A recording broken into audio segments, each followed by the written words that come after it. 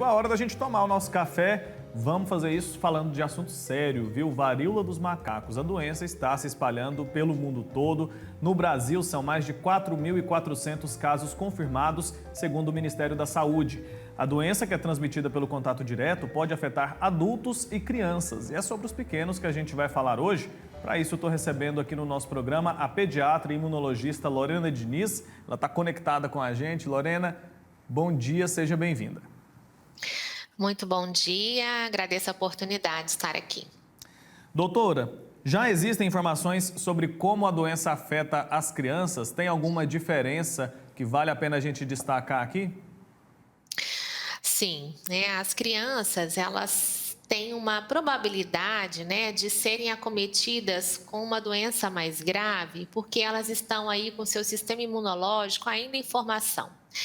Então, a gente sabe que até os 5 anos de idade, as crianças, pela imaturidade do seu sistema imunológico, podem evoluir aí mais gravemente com as doenças infectos contagiosas. E é por essa razão que até mais ou menos essa idade é que as crianças recebem muitas vacinas, para proteger dessas doenças infectos contagiosas que podem gerar um adoecimento mais grave. Tá explicado, doutora. O primeiro caso de varíola dos macacos no mundo foi registrado em 1970, não é isso? Na República do Congo. E foi justamente numa criança de 9 anos, ou seja, mais velha do que esse exemplo que a senhora trouxe para a gente agora. A doença, ela pode ser considerada grave também nessa faixa etária, a partir dos 5 anos? A evolução, da gravidade da doença vai depender muito do status imunológico que esse paciente está naquele momento. A chance, da evolução mais grave nesses pacientes, ela é menor, O sistema imunológico ele está mais robusto, então a chance para a evolução para uma doença mais leve, uma cura mais rápido, é maior quando se trata, de pacientes acima de 5 anos. Mas isso também não impede, Às vezes a criança tem alguma comorbidade, ou está em uso de uma medicação que abaixa a função do sistema imunológico, é um renal crônico, é um cardiopata, é um paciente, uma criança, um adolescente que tem uma doença autoimune, que faz uso de algum imunossupressor. Então, a gente tem que ver individualmente cada caso, mas geralmente na faixa etária acima de 5 anos, adultos jovens, a evolução costuma ser mais benigna. E os sintomas, vamos falar deles? Nas crianças, eles são diferentes? Quais são? As crianças, os sintomas são os mesmos, São febre, dor de cabeça, dor no corpo. Às vezes as crianças elas não sabem, relatar mais ou menos o que está sentindo. Uma criança de menos de 2 anos não tem muita consciência de relatar o que ela está sentindo. Então, ela vai ficar mais enjoadinha, ela vai ter uma recusa alimentar, ela pode ter vômitos também, que é uma preocupação com as crianças nessa faixa etária, porque abaixo de 2 anos as crianças desidratam com maior facilidade. Então, se as crianças estiverem apresentando vômitos, elas devem ser imediatamente levadas a um atendimento médico. No caso, alguns casos vão para hidratação venosa. Elas vão ficar mais chorosas, irritadas por conta da doença. E aí vai aparecer, as lesões de pele aí, que geralmente começam na face e vão se espalhando pelo corpo. E a doença, ela tem cura? A pessoa, depois da contaminação, ela fica livre do vírus? Sim, a fase de convalescência, ela dura aí de 2 a 4 semanas. A gente fala que a pessoa está curada da varíola quando há completa cicatrização das feridas, a revitalização completa dessas feridas. Enquanto tiver alguma lesão em atividade, com vesícula, com aguinha dentro da lesão, ela ainda está com a doença em atividade e ainda continua sendo um potencial transmissor. Olha só, então durante todo esse período é importante seguir aqueles protocolos, de isolamento, cuidado com a higienização também. E já se sabe se quando a pessoa contaminada uma vez, ela adquire a imunidade?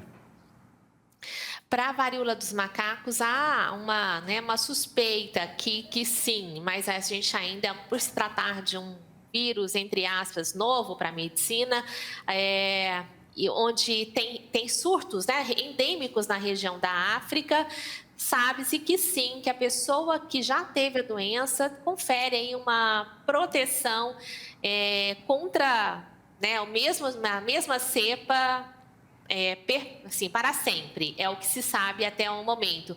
Mas como é um vírus e os vírus têm as variantes, né, a gente não pode garantir que essa imunidade seja para o resto da vida.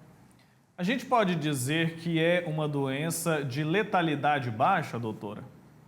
Sim, é uma doença de letalidade baixa, varia aí de 3 a 10%, né, de letalidade quando o paciente é acometido.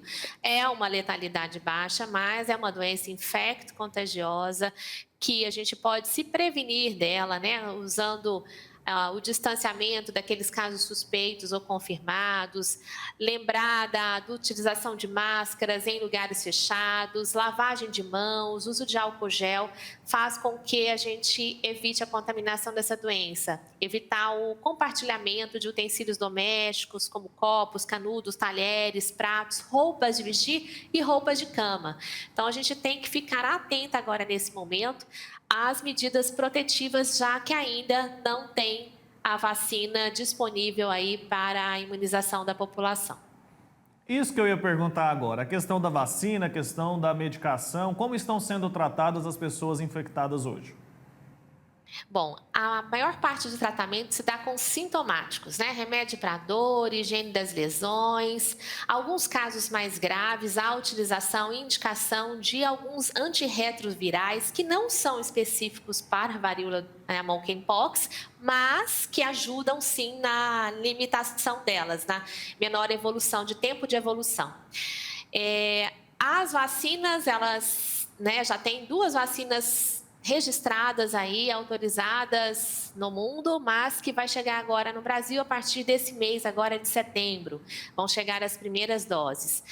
Só que essa vacina, ela vai chegar ainda para os contactantes, alguém que teve um contato com algum paciente que teve varíola dos macacos confirmada, está numa situação de baixa imunidade, que é de maior risco, eles vão receber a vacina, e para os profissionais de saúde que lidam diretamente com esses doentes, também não será para todos os profissionais de saúde. Está explicado. A questão do diagnóstico. Muito tem se falado, internacionalmente inclusive, sobre a questão da subnotificação. Isso acaba prejudicando as políticas públicas para evitar a propagação dessa doença. Na sua opinião, a gente pode ter, nesse momento, uma subnotificação aqui no Brasil, por exemplo? Com certeza. É uma doença que os sintomas são muito parecidos com muitas outras doenças virais, né? Como dengue, como o catapora, na criança, as viroses crianças, né? Que dão vômito, febre e algumas lesões de pele, que são os exantemas virais, principalmente confunde muito com a catapora, que é um mês, agora o mês de agosto, tradicionalmente de aumento de número de casos de catapora. Então, muitos pacientes, eles acham que não estão com a varíola dos macacos. Isso faz com que não procurem um atendimento médico. Como é uma doença de baixa letalidade pura e espontânea, então muitos pacientes ficam em casa sem saber, sem fechar o diagnóstico, com a cura ali, sem notificar isso. Pode aí pegar um paciente no meio do caminho que está com a imunidade mais baixa e evoluir de uma maneira mais grave. Então, é muito importante que esses sinais e sintomas, febre, dor no corpo, vômito, lesões de pele, engurgimento dos gânglios, né, da região axilar, cervical, os pacientes procurem um médico para fazer, sim, uma hipótese diagnóstica, realizar o exame, descartar ou então fechar o diagnóstico para que a saúde pública consiga aí conter o número de casos. Certo, esse diagnóstico ele acontece por um teste específico? Existe um teste para detectar esse vírus? Ele é feito sempre no hospital, numa clínica, ou ele pode ser feito na farmácia? Como que é?